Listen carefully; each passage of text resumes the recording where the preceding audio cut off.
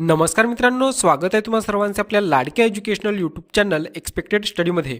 मित्रांनो, महाराष्ट्रातील विविध जिल्हा न्यायालयामार्फत एकूण 5700+ रिक्त जागांसाठी भरती प्रक्रिया राबवण्यात येत आहे, ज्याच्यामध्ये लघुलेखक, कनिष्ठ लिपिक आणि शिपाई व हमाल ही पदे भरली जाणार आहेत.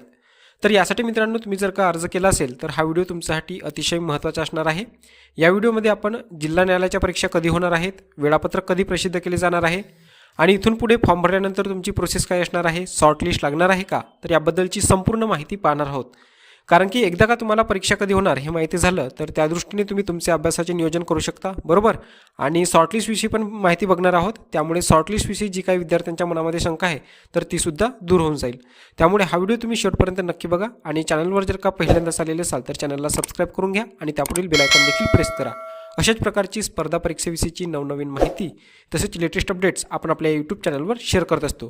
त्याचबरोबर आपले एक्सपेक्टेड स्टडी नावाचे टेलिग्राम चॅनलसुद्धा आहे, तर ते सुद्धा जॉईन करून घ्या. रोज तुम्हाला त्या ठिकाणी स्पर्धा परीक्षेविषयी येणारे लेटेस्ट अपडेट्स, जाहिराती तसेच वेळापत्रक हे सर्व मिळत राहतील. ओके, चला तर मग आता आपण आपल्या महत्त्वाच्या व्हिडिओला सुरुवात करूया. तर सर्वात आधी आपण 2018मध्ये जिल्हा न्यायालयामार्फत जी भरती प्रक्रिया राबवण्यात आली होती त्याचे वेळापत्रक पाहणार आहोत. त्यावरून आपल्याला एक आयडिया येऊन जाईल की जिल्हा न्यायालयाची पदभरतीची प्रोसेस कशी असते आणि त्यानुसार मित्रांनो आता आपले फॉर्म भरून झालेले आहेत, तर मग आपली इथून पुढची प्रोसेस कशी असणार आहे. तर बघा मित्रांनो, 2018मध्ये जिल्हा न्यायालयामार्फत जी भरती प्रक्रिया राबवण्यात आली होती त्याचे हे वेळापत्रक आहे. आणि याचे जर का आपण ॲनालिसिस केलं तर आपल्या असं लक्षात येईल की 2018मध्ये तुमची जी परीक्षा आहे ती स्वतः कोर्टाने घेतली होती. त्यामुळे तेव्हाची जी प्रक्रिया होती, जी प्रोसेस होती ती खूप फास्ट होती. कारण कोर्ट ही काही परीक्षा घेणारी कंपनी नाही. त्यामुळे त्यांनी फक्त आपली जिल्हा न्यायालयाची परीक्षा घेतली होती. त्यांना काही इतर विभागाच्या परीक्षा घ्यायच्या नव्हत्या. त्यामुळे त्यांच्यात तसला काही बर्डन वगैरे नव्हता. परंतु आता काय झालं मित्रांनो, आता तुमची जी परीक्षा आहे ती TCS कंपनी घेत आहे. आणि TCS आणि IBPS या दोनच कंपन्या मित्रांनो महाराष्ट्रामध्ये अशा आहेत की त्यांच्याकडे सर्व सरळ सेवेच्या परीक्षा घेण्याचे काम दिलेलं आहे. आणि त्याच कंपन्या मित्रांनो केंद्राच्या देखील परीक्षा घेत असतात. त्यामुळे त्यांच्यावर खूप मोठा बर्डन आलेला आहे. खूप साऱ्या विभागाच्या त्यांना परीक्षा घ्यायच्यात. काही विभागाच्या परीक्षा घेणं सध्या सुरू देखील आहेत. आणि या प्रोसेसमध्येच मित्रांनो या दोन्ही कंपन्या बिझी आहेत. आता 2018ची जर का आपण प्रोसेस बघितली तर आपल्या असं लक्षात येईल की 2018ला जी जाहिरात आली होती त्यासाठी अर्ज करायचा शेवटचा दिवस होता 10/4/2018. आणि लगेच मित्रांनो त्यांनी 10 दिवसामध्ये तुमची शॉर्टलिस्ट लावली होती. म्हणजे 10/4/2018ला अर्ज संपले आणि लगेच त्यांनी 10 दिवसामध्ये 16/4/2018 या तारखेला शॉर्टलिस्ट लावली होती. त्यानंतर लगेच 5 दिवसामध्ये, बघा किती फास्ट प्रोसेस होती तेव्हाची, लगेच 5 दिवसामध्ये त्यांनी परीक्षेचे हॉल तिकीटसुद्धा प्रसिद्ध केले होते.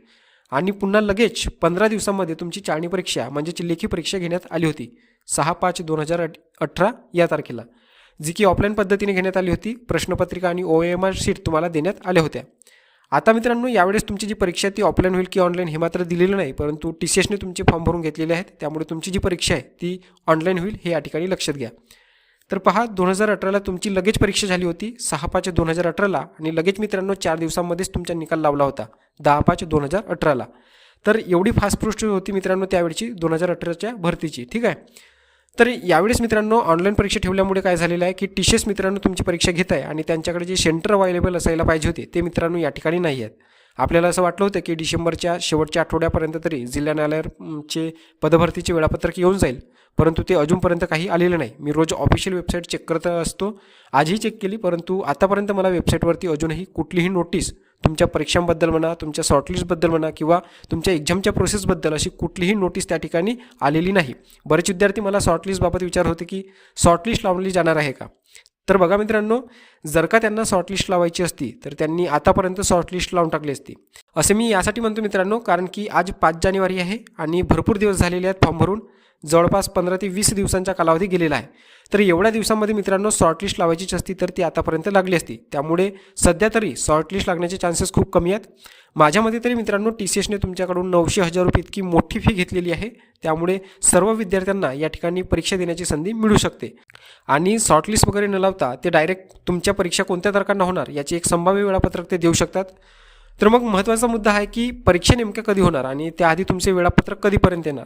तर पहा मित्रांनो, जानेवारीमध्ये जर का आपण पाहिलं तर जानेवारीचे जे सुरुवातीचे आठवडे आहेत 3 आठवडे आहेत तर ते पूर्णपणे बुक आहेत. यामध्ये इतर विभागाच्या परीक्षा असणार आहेत, जसे की 3, 4 आणि 5 जानेवारीला छत्रपती संभाजीनगर महानगरपालिकेची परीक्षा आहेत.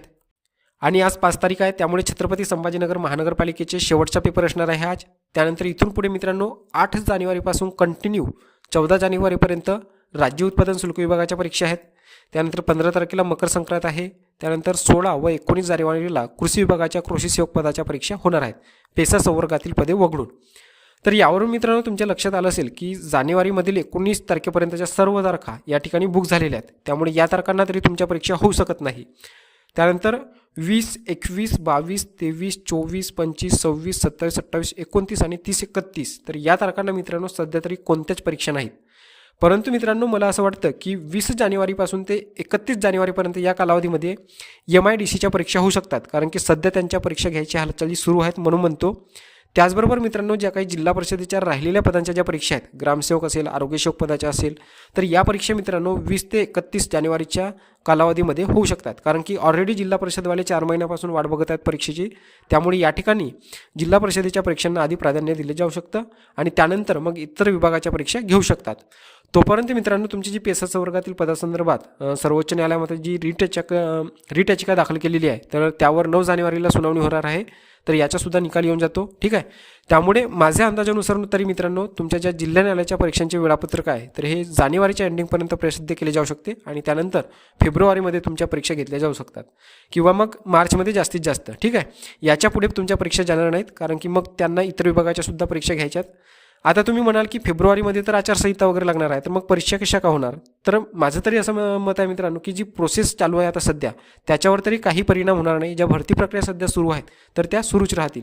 तरी बघूया आपण फेब्रुवारी नाही तर मग मार्चमध्ये तरी 100% तुमच्या परीक्षा या ठिकाणी कंडक्ट होऊ शकतात. आता आपण जानेवारीचा पहिला आठवडा आणि दुसरा आठवडा जो आहे तर तो वाट पाहूया. जानेवारीच्या किंवा पहिल्या किंवा दुसऱ्या आठवड्यामध्ये तुमचे एक संभाव्य वेळापत्रक जिल्हा न्यायालय पदभरतीचं येऊ शकतं, जर तुमच्या परीक्षा फेब्रुवारी मार्चमध्ये होणार असतील तर. म्हणजे असं समजा की तुमच्या परीक्षा जर का फेब्रुवारीमध्ये त्यांना घ्यायच्या असतील तर जानेवारीच्या एंडिंगपर्यंत तरी ते तुमचे वेळापत्रक जाहीर करतील, आणि जर का त्यांना परीक्षा मार्चमध्ये घ्यायची असतील तर मग मात्र वेळापत्रक यायला थोडाफार उशीर होऊ शकतो. तर याबद्दल मित्रांनो जसे अपडेट येईल तसं तुमच्यापर्यंत शेअर केले जाईल. फक्त एक अंदाजित माहिती मित्रांनो मी तुम्हाला या ठिकाणी सांगितलेली आहे. तर अभ्यास करण्यासाठी मित्रांनो तुम्हाला अजूनपर्यंत 1 ते 1.5 महिन्याच्या वेळ या ठिकाणी मिळालेला आहे. ठीक आहे. तोपर्यंत तुमचा अभ्यास मित्रांनो तुम्ही अजून चांगला करू शकता. तर हीच अपडेट मित्रांनो तुम्हाला द्यायची होती. अजूनपर्यंत मित्रांनो तुमचे जे ऑफिशियल वेळापत्रक आहे ते कुठेही आलेले नाही. मागे एक वेळापत्रक आलेलं होतं सोशल मीडियावरती. ठीक आहे. तर त्याच्यावरती विश्वास ठेवू नका, कारण की ते ऑफिशियल वेबसाईटवरती आलेले नाही. ठीक आहे. ऑफिशियल वेबसाईटवरती अजूनपर्यंत वेळापत्रक यायचे आहे. ठीक आहे. जसे वेळापत्रक जाहीर होईल तसेच तुम्हाला आपल्या या यूट्यूब व्हिडिओच्या माध्यमातून तुमच्यापर्यंत ते शेअर केले जाईल. तर चॅनलला अजूनपर्यंत सबस्क्राईब केलं नसाल तर चॅनलला सबस्क्राईब करून घ्या आणि त्यापुढील बेल आयकॉन देखील प्रेस करून ठेवा, म्हणजे त्या व्हिडिओची नोटिफिकेशन सर्वात आधी तुम्हाला मिळून जाईल. ठीक आहे. तर आजच्या व्हिडिओमध्ये इतकेच मित्रांनो. भेटूया आता आपण पुढच्या व्हिडिओमध्ये. धन्यवाद.